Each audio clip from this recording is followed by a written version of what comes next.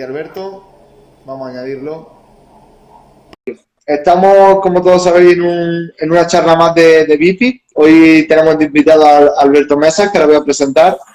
Como sabéis, todas nuestras charlas quedan grabadas y después las subimos a YouTube. Además de ahora una nueva pauta que hemos inventado de hacer tips, los cuales vamos subiendo poco a poco a redes sociales de aquellas cosas que nos parecen más interesantes, es decir, de lo que podríamos llamar titulares de la entrevista. A ver cuántos titulares nos deja hoy Alberto.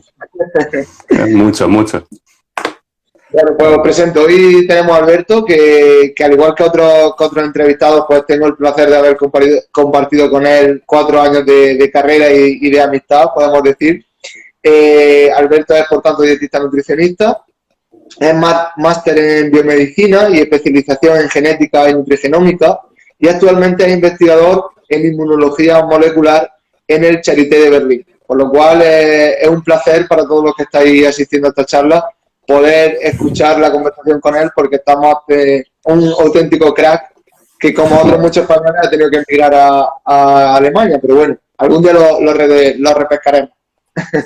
Algún día.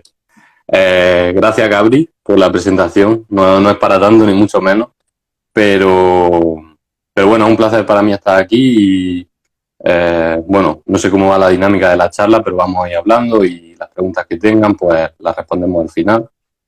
Y bueno, podemos empezar un poco hablando aunque la charla va a ser de nutrigenética y nutrigenómica, mencionar un poco eso del papel del nutricionista en investigación y cómo no suele ser el camino que la mayoría de la gente coge, pero porque tampoco nos lo ponen fácil, ¿no?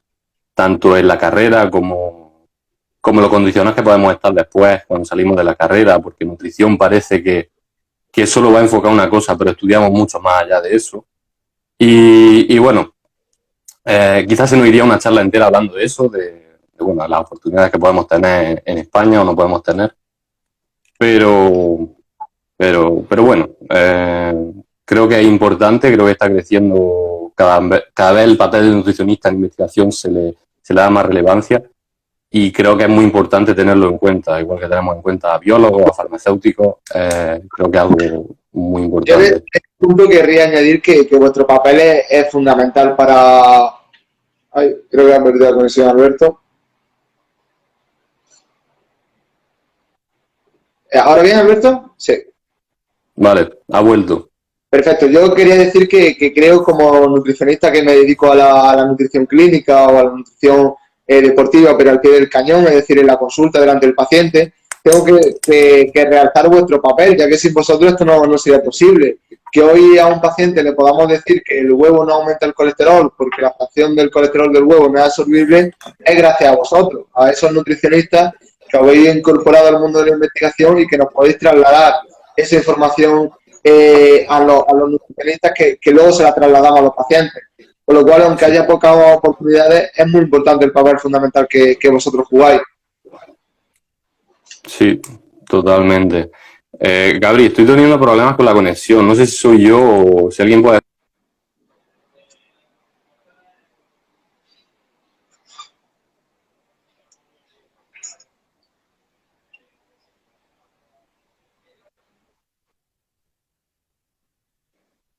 ¿Mi internet que va mal o...? Vale, pues si alguno de los seguidores nos puede decir si se nos escucha bien a los dos, si se nos corta la conexión a los dos, solo a uno. Yo en todo momento veo los comentarios y te veo a ti. Vale. Lucas creo que está conectado. Dinos si ahora mismo sí se nos escuchan los dos, creo, pero hay veces que se queda pillado. Bueno, no sé, mientras siga, más o menos te he escuchado lo que has dicho y estoy totalmente de acuerdo con lo que has dicho. Y yo creo que, bueno, como he mencionado antes, cada vez se le da más importancia al nutricionista en investigación y cada vez, bueno, pues nos damos cuenta un poco todos de que no solo en el ámbito sanitario somos importantes, sino que también en el ámbito científico somos muy importantes. Exacto. Pero bueno, vamos a pasar un poco más a materia, que seguro que es lo que le interesa a nuestros seguidores. Y cuéntanos, Alberto, que yo sobre todo quiero que me haga una diferenciación que quizás incluso para mí a veces es liosa, mucho más para la gente. Y creo que asentar unos buenos conocimientos, unos buenos conceptos, luego les va a permitir tomar buenas decisiones en otros temas que vamos a hablar más adelante, que les van a interesar mucho. Y ya os lanzo que vamos a hablar de test genético, algo que me preguntan muchísimo en consulta. Así que, Alberto, yo lo tengo aquí para que nos comente un poco al respecto. Pero, Alberto, ¿cuál es la diferencia entre nutrigenética y nutrigenómica? Vale, es una buena pregunta e incluso gente profesional del sector a veces se confunde. Básicamente, la nutrigenómica sería esa rama que estudia cómo los nutrientes o cómo ciertos alimentos producen cambios en el genoma, en el código genético. Es decir, nuestro código genético como tal no va a cambiar, pero lo que sí puede pasar es que haya genes que se expresen más o que se expresen menos, por ejemplo, entre otros procesos. Eso es la nutrigenómica. La nutrigenética, en cambio, es la rama que estudia cómo las variaciones en nuestros genes pueden afectar a diferentes tipos de intervenciones a las que estemos sometidos. Es decir, cómo la variación entre un gen de una persona a otra, cómo esa variación afecta a que nosotros estemos llevando X dieta, X intervención, etcétera, etcétera. Exacto, entonces, por ser un poco pragmático, Ay, no sé si estás perdiendo la conexión.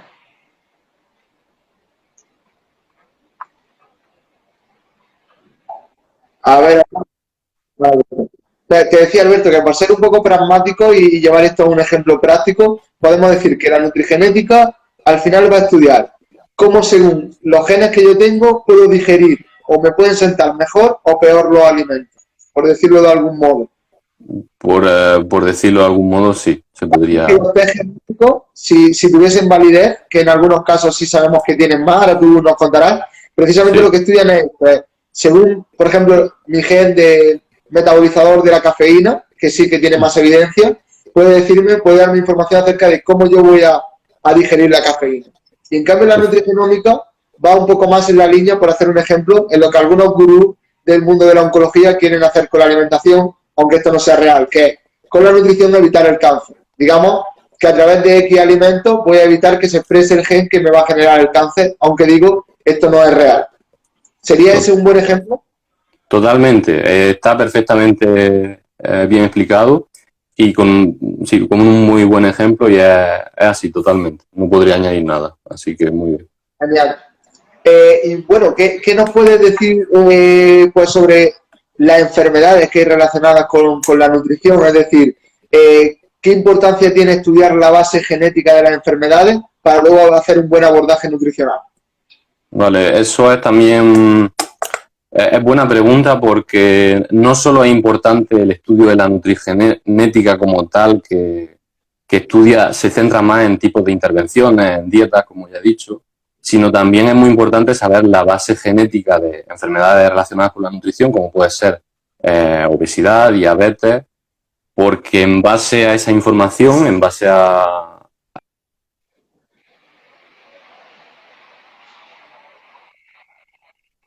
llevar a cabo otro tipo de intervenciones farmacológicas, etcétera, etcétera. Y al final, sabiendo la base genética de una enfermedad, la actuación es totalmente diferente. El conocimiento es totalmente diferente y podemos aplicar muchas más aplicaciones, por decirlo de algún modo. Entonces, no es solo importante centrarse en eso, en lo que es la nutrigenética, sino también, pues bueno, conocer un poco sería como no sería nutrigenética como tal, pero sería, pues bueno, un aspecto que engloba nutrición y genética. Ponnos algunos ejemplos para que nuestros seguidores puedan entender a qué te refieres. Es decir, ponnos algún ejemplo con alguna enfermedad donde tener clara la base genética nos puede permitir hacer un mejor abordaje. Pues, por ejemplo, bueno, aquí esto también hay que tener en cuenta que hay dos tipos de enfermedades o de patologías en este aspecto. Estarían las enfermedades que están causadas por una sola mutación en un solo gen. Ese tipo de enfermedades, digamos que, por ejemplo, la intolerancia a la lactosa, este tipo de patología, digamos que es fácil de tratar porque solo hay una mutación en un gen. al haber solo una mutación en el gen, los procesos que conllevan, pues bueno, están más simplificados, porque solo afecta a ese gen. Pero en cuanto nos metemos en enfermedades como la obesidad, por ejemplo, en los que no solo ocurre por un solo gen, ocurre por más de un gen, ahí es cuando tenemos la problemática en la que pues, se encuentran muchos investigadores ahora mismo en obesidad, por poner un ejemplo. Porque no es solo, lo fácil sería eso, que fuese solo un gen el que fuese responsable de la enfermedad. Pero como es un conjunto de genes, ahí está la complejidad de todo esto, en el que puede haber un gen que tenga cierto efecto en ciertas personas, pero otro, no solo ese, sino que haya otros que también tengan efecto. Es decir, al final la obesidad pasa por muchas razones, y en la parte genética no solo por una razón, pasa por muchas razones y al final es muy difícil pues concentrarse solo en un solo gen. Por eso, por ejemplo, en el caso de la obesidad, teniendo claro más o menos y tu experiencia en la genética, ¿qué recomendación desde el punto de vista nutricional nos puedes dar de un modo más cierto? Sé que es difícil la pregunta, pero por ser un poco, digamos, por llevarlo al campo del día a día. Bueno, aquí ya nos estamos metiendo en... ¿te refieres a la aplicación que podría tener en consulta, por ejemplo, todo lo de la nutrición? Exacto. La realidad es que a día de hoy la aplicación de la genética en consulta o la aplicación de la nutrigenética en consulta es muy escasa, y yo la reservaría para ciertos tipos de individuos muy, muy concretos. En el caso de la obesidad, por seguir con este ejemplo, nosotros en investigación, nosotros estudiamos, pues bueno, a partir de asociaciones, pues partimos con una hipótesis, realizamos experimentos en animales, después se puede hacer una intervención en humanos, pero de ese hecho a trasladarlo a lo que es la consulta, yo creo que queda mucho. No quiere decir que no se tenga, que decir que esto no tenga futuro. Al final, la nutrición es una ciencia muy nueva, y la nutrigenética más todavía. Es decir, se está avanzando bastante y se está viendo que hay buenos resultados y tal. Pero de aquí, de tener algo, de tener unos resultados en un X estudio científico, a trasladarlo a la clínica, en este tipo de enfermedades tan complejas, falta todavía mucho. Y bueno, no sé si quieras añadir algo, pero luego podemos conectar con lo de los test genéticos.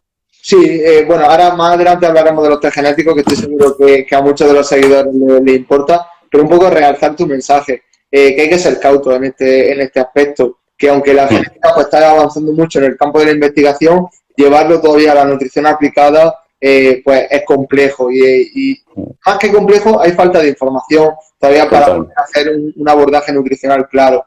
A mí muchas veces se me da esta circunstancia y bueno, ni mucho menos me quiero meter en tu campo porque aquí sabes tú mucho más que yo, pero por poner un ejemplo, con la hipercolesterolemia genética.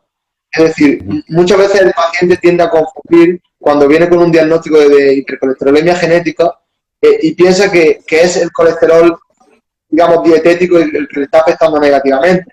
Cuando realmente hay una afección, como tú dices, una mutación en un gen que se expresa precisamente en su hígado, que hace que vaya a producir mayor cantidad de colesterol de forma endógena.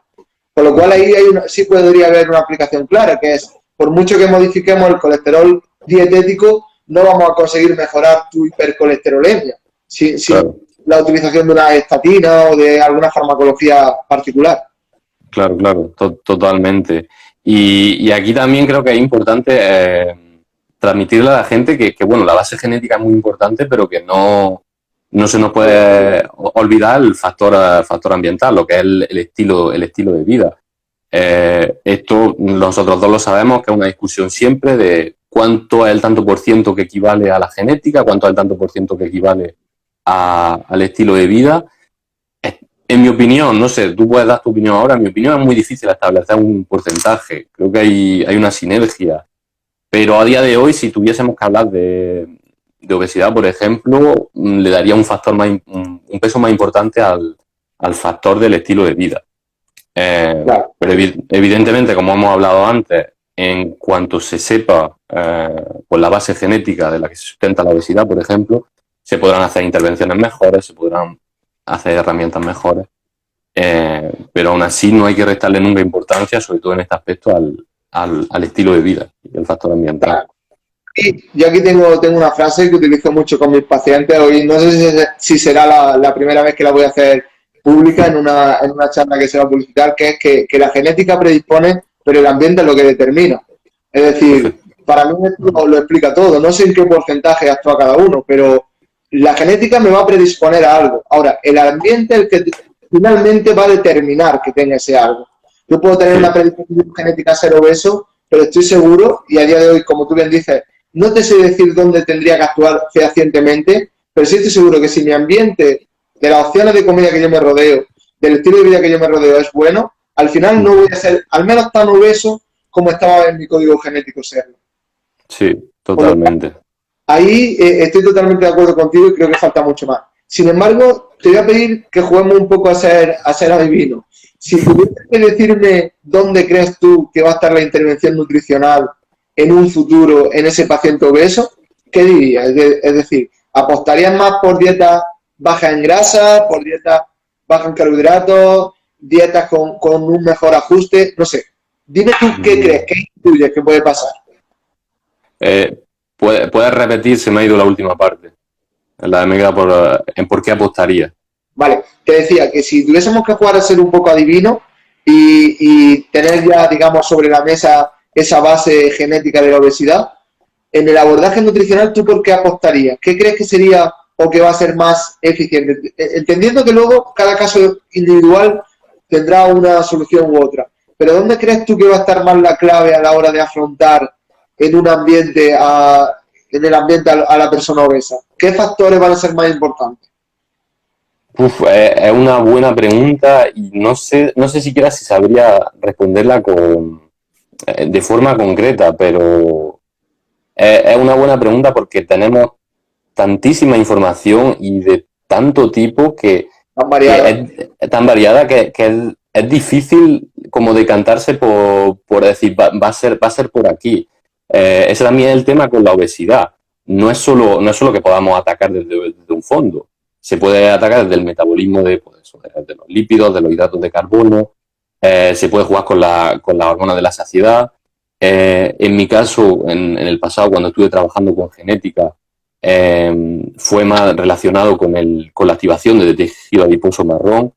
Es decir, hay muchos aspectos, entonces, aunque me gustaría darte a lo mejor un titular, pero creo que no puedo dártelo porque... Creo que el titular está claro. Al final la obesidad es una enfermedad multifactorial que cursa con diferentes comorbilidades y la línea de acción va a ser variopinta, es decir, tendremos que actuar desde diferentes aspectos. Por trasladar esto en palabras llanas, pues habrá que hacer ejercicio, habrá que controlar ingesta de carbohidratos, ingesta de grasa, ingesta de proteína, ingesta de hierro, a generar saciedad con la fibra, inducir hormonas de la saciedad pues, a través de una menor resistencia a la leptina, etcétera, etcétera. Totalmente. No hay, al final es eso, no sabemos cómo va a avanzar la nutrición en 20, 30 años, pero ahora mismo, a día de hoy, solo se puede tener ese enfoque un poco enfoque global y no focalizarse solo en una cosa. Perfecto. Y dicho esto, creo que la pregunta tiene una respuesta clara.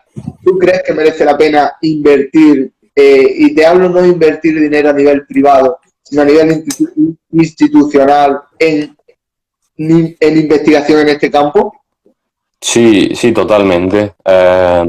Bien es cierto que ahora no tenemos ese aspecto translacional de pasar lo que estamos investigando a la clínica, pero bueno, repito lo que he dicho antes, como ha pasado en otros campos que son más nuevos, es decir, se han hecho avances y los avances han llegado con el tiempo. Que ahora mismo no tengamos algo que en el campo de la obesidad, por ejemplo, por la complejidad que tiene, que no lo podamos trasladarlo a la clínica, no quiere decir que no haya que dejar de invertir o de estudiar en este campo, porque creo que promete mucho y es muy importante. Y bueno, podemos encontrar, es decir, para el poco tiempo que la nutrición como ciencia relativamente es una ciencia relativamente nueva, pero para el poco tiempo que lleva la nutrición y la nutrigenómica y la nutrigenética, ya se pueden encontrar algunos aspectos que sí que son que se pueden trasladar a la clínica, la propia intolerancia a la lactosa, la fenicetonuria, algunos aspectos en deportistas, ya que no mucho, pero se están empezando a usar, podemos hablar. Ahora hablamos. Podemos hablar. Vamos a hablar bueno, a la pregunta estrella, que estoy seguro que muchísimos de nuestros futuros oyentes van a ver esta charla por eso. Los famosos test genéticos. Es decir, te preguntaba antes si desde institución merece la pena invertir, y ahí lo tenemos claro, pero ¿y desde el ámbito privado? ¿Me merece la pena invertir en un test genético? Y te aseguro que te lo dice una persona que un par de veces al mes lo llaman marca para ofertarle los test genéticos para que yo lo oferte en mi consulta, y a día de hoy todavía no me he atrevido a trabajar con ninguna de ellas, pero me interesa a mí también la opinión del experto. ¿Merece la pena? No, y es muy interesante que hagamos este tipo de cosas, porque claro, yo tengo mi visión desde el mundo científico, pero tú tienes la visión desde el mundo de la clínica. Yo, por ejemplo, no sabía que los test tenían tal fama. Es decir, sabía que hay muchas marcas, que hay muchas empresas que están apostando por eso, pero no me podía imaginar que la gente de verdad estaba tan interesada en eso. Por eso es muy interesante. Pero bueno, respondiendo a tu pregunta, luego podemos ir más al detalle en explicarlo, pero en resumen, ese dinero lo ahorraría y lo dedicaría a un profesional de la salud. Es decir, un test genético que lo están haciendo cada vez más barato. Eso, no sé, vamos a poner 200 euros. Hoy he estado mirando a ver algunas empresas cuánto puede valer. Esos 200 euros se pueden invertir muy, muy bien en acudir a un profesional de la salud como tú, y al final es un poco como empezar la casa por el tejado. Hay mucha gente que recurre a este tipo este tipo de test como primera ayuda. Es decir, no está perdido un poco con la dieta, con el entrenamiento, y lo ve como una salida fácil, pero al final puede ser incluso un arma contraproducente, porque luego, no sé, depende del test evidentemente, pero hay algunos que bueno, te pueden traer pues 100 genes relacionados con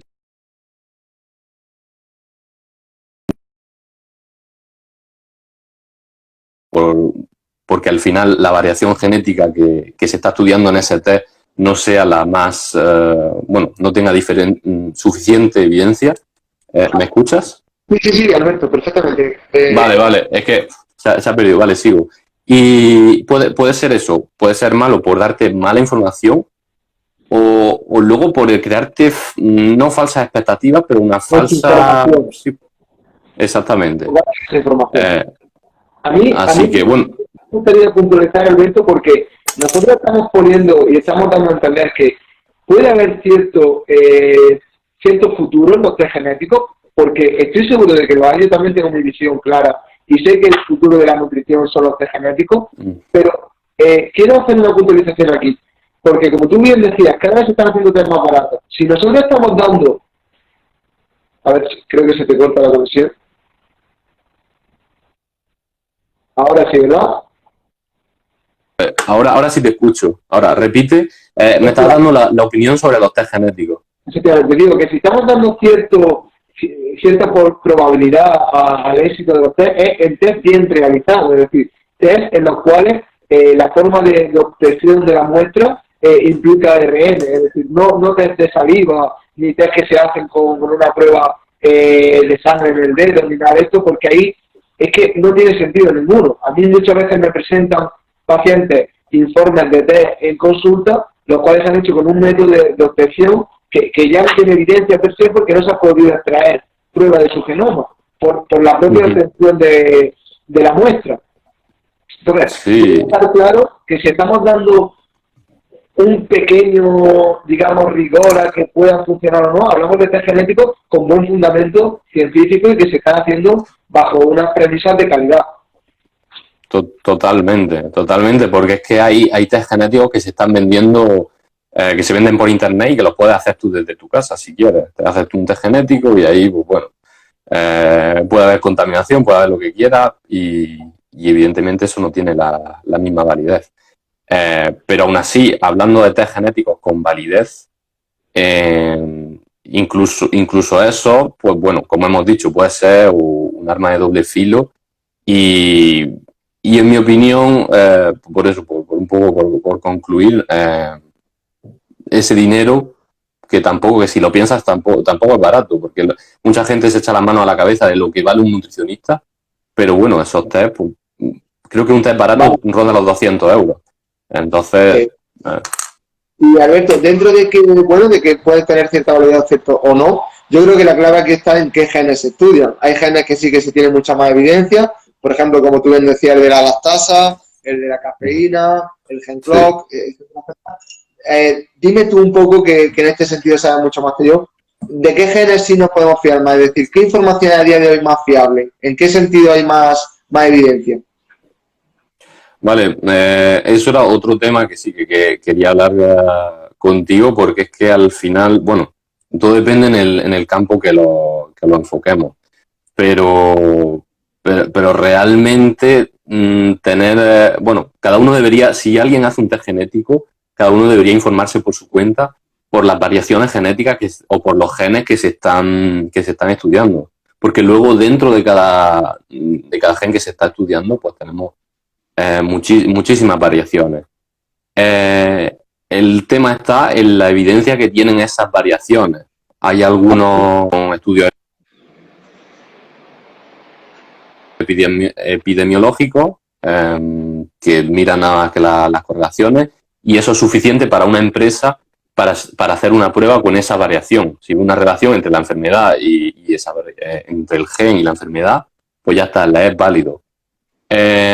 Por desgracia, mucha... No quiere decir que este tipo de investigación sea mala. Es decir, esto es como una primera piedra, pero luego hay que hacer más experimentos, hay que ir a animales, hay que ir a humanos, etcétera, etcétera. Pero muchas empresas utilizan test genéticos con no tanta evidencia para incluirlo para incluirlo en el test. Dentro de los genes estudiados, ¿cuáles son de los que más información se tiene? De qué, por ejemplo, de la obesidad. Pues vamos a poner, ya que estamos hablando de la obesidad. De la obesidad, bueno, hay un gen que de hecho, bueno, estuve yo trabajando con ese gen, se llama FTO, son unas siglas que tiene en inglés, y se ha estudiado en general en la obesidad, se ha visto bastante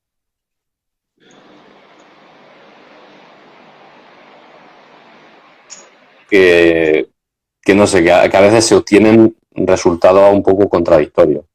Y en unos estudios se ve una cosa y en otros estudios se ve otra. Unos estudios lo miran desde un aspecto, otros estudios lo miran de otro aspecto. Nosotros lo miramos desde el aspecto de la activación del tejido adiposo marrón. Pero eso, por decirte un gen, por curiosidad, pues bueno, es el gen FTO.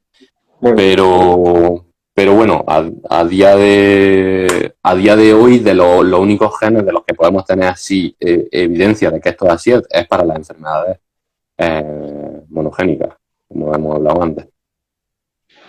Sí, la intolerancia a la lactosa y demás. Entonces, por concluir, digamos que el dinero que se está pensando en gastar en un test genético se invierta en un profesional que ajuste la alimentación a tu contexto, a tu estilo de vida, a tus necesidades nutricionales, que de esto sí lo tenemos claro, y que después, pues por ensayo-error, que es como trabajamos los nutricionistas, por la importancia de la consulta de revisión, se vaya ajustando ese menú en la medida de lo necesario. Claro, exactamente. Ese es el presente de la nutrigenética, pero en un futuro, es decir, lo suyo sería que en un futuro se pudiesen combinar ambas partes. A día de hoy ya he dicho que no tiene sentido emplear dinero en eso. Para gente, digamos, para población general.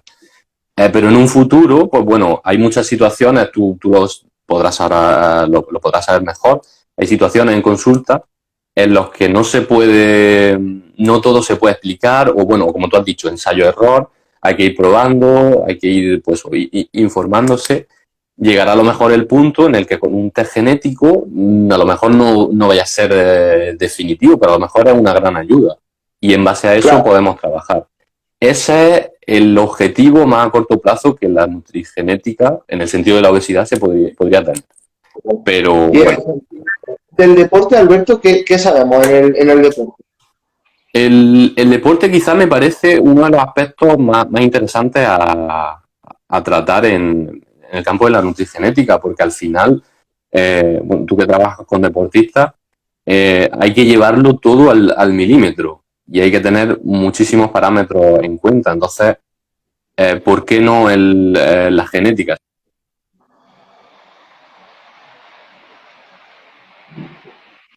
Sí, sí, se ha cortado un poquito, pero te escucho.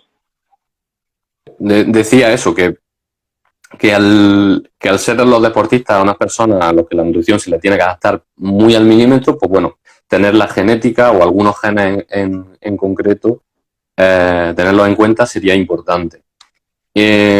Por poner, pasa igual que como con otras patologías, hay mucha investigación, mucha que todavía necesita más investigación todavía, necesita más validación, pero hay en el caso, creo que lo has comentado tú al principio, el caso de la cafeína. Ahora mismo quizá lo que más evidencia tiene. Hay dos genes que son si no me equivoco, CIP, sí, CI, se ha quedado cortado. ¿Me escuchas? Bueno, si alguien me escucha, creo que es. Vale. Ahora eso, sí te ha quedado un poquito. Lo has dicho tú, el CYP1A y el ADORA, creo que es algo así. Y esos dos genes están relacionados con la metabolización de la cafeína y bueno, se ha visto que en algunos deportistas que tienen una variante genética determinada, pues metabolizan la cafeína de tal forma que afecta más al rendimiento. Y afecta al rendimiento en el sentido de que tienen más rendimiento que otro deportista. No sé si se me ha entendido, pero Por poner un ejemplo pragmático con un episodio reciente, no sé si nuestros seguidores le dan mucha importancia al tour o no, pero por poner un ejemplo, podemos decir que si Roglic fuese metabolizador rápido de la cafeína y se hubiese tomado una pastilla de cafeína, Pogacar no le hubiese dado el tour en la última contrarreloj, quizás. Exactamente. O a lo mejor Roglic no tiene la variante genética, entonces metabolizador lento, pero Pogacar sí que es metabolizador rápido, entonces se ha beneficiado de esa variante genética y aunque a lo mejor se hubiesen suplementado igual con la cafeína, tener esa variante genética supone un plus. Pero bueno, aquí también hay que decir que luego ahí está el jugar con la variante genética. Sabiendo la variante genética, si se hacen estudios al respecto, se puede establecer un poco con X variante genética. Esta es la dosis perfecta de cafeína para tener para tener el máximo rendimiento. Aún así, la metabolización de la cafeína, algo fundamental va a ser el timing. Según de qué tipo de metabolizador sea, ¿cuándo me voy a tomar la cafeína? ¿Justo antes del puerto? 40 minutos antes del puerto. También. Por eso, al final, un poco, bueno, como en consulta con población normal, hay que tener muchos factores en cuenta, pero la genética puede ser un plus y puede ser muy interesante. Si bien es cierto que en uno de los estudios, lo estuve revisando ayer, uno de los estudios de la cafeína, la mejora del rendimiento era el 7%. Es decir, estamos hablando que no es mucho, es un 7%. Por eso vuelvo a repetir que es importante para ciertos colectivos, como son deportistas. Para deportistas que cada segundo cuenta, que se puede perder un tour, por ejemplo, por un segundo, pues cualquier cosa cuenta. Pero a lo mejor para alguien normal que sale los domingos a andar por bici, pues probablemente no sea. Para mí, por ejemplo, no va a ser determinante, pero para Pogacar o Roglic, pues sí que lo puede ser. Para mí tampoco. En cambio, bueno, pues sí nos puede dar información, aunque como bien dice, no me gastaría 200 euros para saber esto que yo voy a comentar, pero sí me podría explicar por qué hay gente que se toma un café y puede dormir perfectamente y gente que se toma un café y que en 2 o 3 horas no puede dormir. Aquí tendríamos la explicación de por qué unos sí y otros no. Gastar 200, 300 euros, que a día de hoy están los test genéticos de mayor validez para tener esa información, creo que es absurdo, como tú comentabas antes. Sí. No, sí, es decir, no es algo que, al menos no es algo que vaya a repercutir a tu salud, como hay muchas cosas que se venden en el mundo de la nutrición. Al menos, bueno, te haces el test, puede repercutir en las decisiones que tomes, pero no en tu salud. Pero aún así es, pues, una pérdida de dinero y algo que definitivamente no es lo primero que hay que hacer cuando te quieres poner en manos de un profesional, cuando quieres cambiar tu alimentación o tu estilo de vida. Muy bien, pues creo que ha quedado bastante claro. Me parece interesantísimo. Se nota que estás inmerso en el mundo de la genética y es de agradecerte desde Bifi que estés aquí con nosotros hoy, que hayas dedicado estos 40, 45 minutos de tiempo, 30, no sé cuánto hemos estado. Se ha pasado rápido. Se ha pasado rápido y eso es bueno. Sí. Al menos a ti y a mí nos gusta de lo que hablamos y sí. Sí, nada, un placer. La verdad es que lo he disfrutado. Al final, una conversación entre amigos hablando de nutrición. Y nada, me ha encantado. Y si la gente lo apoya, que la gente tiene que apoyarlo, pues podemos hacer una segunda parte, podemos responder dudas, podemos hacer. Genial. Se te ha quedado un poco pillado, pero se te ha escuchado. Se ha escuchado Vale. Simplemente he dicho eso, que si hay una segunda vez, encantado de venir y que cualquier duda que...